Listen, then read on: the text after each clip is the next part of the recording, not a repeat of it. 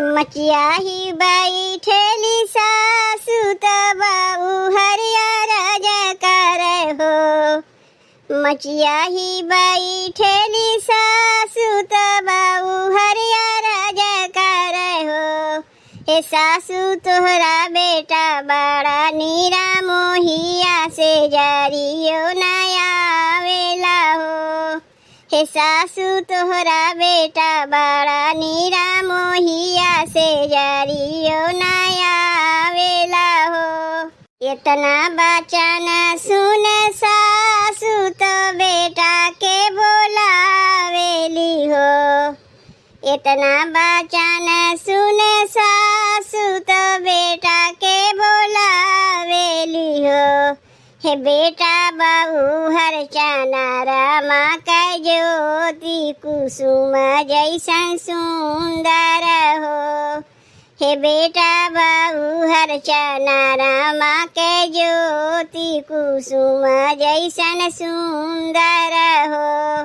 कौना मालिनिया के लोभाउला बाहुआ नहीं चितवेला हो। कौना मालिनिया के लोभाउला बाहुआ नहीं चितवेला हो। हे बेटा नहीं जाला मोना के से जरिया ना मुखवौ से बोलेला हो। हे बेटा नहीं जाला मोना के से जरिया ना मुखवौ से बोलेला हो।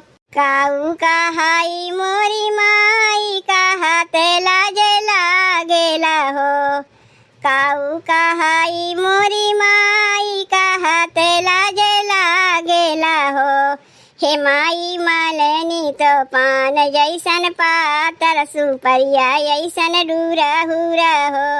हे माई रहबै हम मालिनी के संगवा ओ नाही संगा सोवाबाई हो।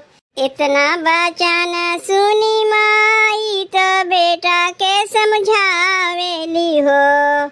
इतना बचन सुनी माई तो बेटा के समझावेली हो।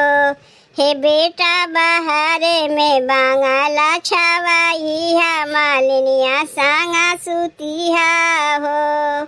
हे बेटा बहारे में बांगला छवाइया मालिनिया संगा सुतिहा हो। इतना बचन सुनी बहू हर तो सासू से अरज कर हो। इतना बचन सुनी बहू हर तो सासू से अरज कर हो। हे सासू मोरे नैहर रोचना भेजावा बीराना के बोलावा ससुरवा नहीं रहबाई हो। हे सासू मोरे नैहर रोचना भेजावा बीराना के बोलावा ससुरवा नहीं रहबाई हो। तुही मोरी बाऊ हर से बाऊ हर तुही दुलराई तीन हो। तुही मोरी बाऊ हर से बाऊ हर तुही दुलराई तीन हो। हे बाऊ हर चारों कोने काटावा रून्हावा तू मालिनिया कैसे आई हाई हो। हे बाऊ हर चारों कोने काटावा रून्हावा तू मालिनिया कैसे आई हाई हो। इतना बचन सुन पियावा के माना में जलाना भैले हो। इतना बचन सुन पियावा के माना में जलाना भैले हो। हे रानिया तू ही मोरी रानिया से रानिया तू ही लक्ष्मीनिया हो। हे रानिया तू ही मोरी रानिया से रानिया तू ही लक्ष्मीनिया हो। हे धानी तोहरे संगे हमारा हबै तोहरे संग सुताबाई हो। हे धानी तोहरे संगे हमारा हबै तोहरे संग सुताबाई हो। तो अब भैया बहनी हमरे लोग के सोहर गीतिया कैसन लाग?